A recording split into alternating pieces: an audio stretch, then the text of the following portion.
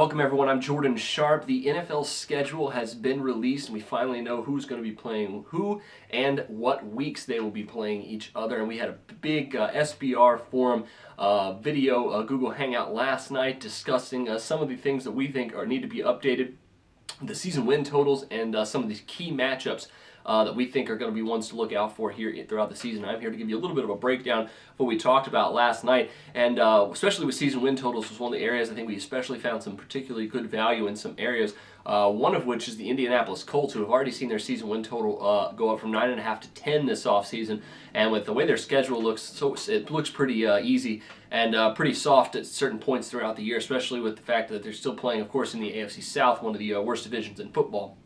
So the Colts seem to be a pretty good value here with the soft schedule heading into the season. A couple of teams, though, that maybe they'll look out for here for potential under bets for their season win totals are the Steelers and the 49ers. Much has been made of the 49ers' problems this offseason. Of course, letting go of Coach Harbaugh. Their defense is pretty much in shambles. There's no more Frank Gore there. And of course, a new head coach coming in with a questionable quarterback. So, I mean, the 49ers really not looking too good, but with an 8-win total here, I think the undervalue is probably looking better, even with the fact that their schedule is pretty tough as well, playing in that division with the Rams and Cardinals looking much better this offseason.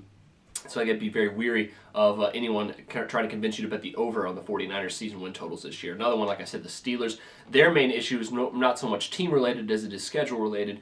Obviously the Steelers have some problems on the defensive end of the football, but they have a very, very tough stretch to begin the season.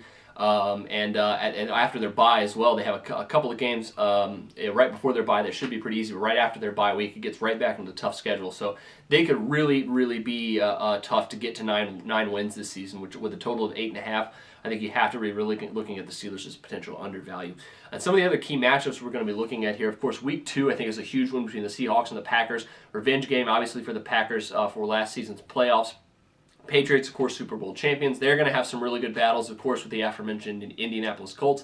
That one comes at you at week number 6. And the one I'm particularly excited about here for the NFC, battle between the Cowboys and the Packers, game that should be between two divisional leaders at that point with the way the odds are looking right now. And at week 14, that's going to mean a whole lot potentially for the NFC playoff standings. So that's a look here at your little schedule release preview recap there for you. I'm Jordan Sharp, and make sure you check out some more of our ongoing NFL coverage throughout the offseason, as well as some from me later this weekend on a variety of different topics, all schedule related. So that'll do it for me this time, but thanks for joining me. I'm Jordan Sharp, and this has been another edition of The Sharp Pick.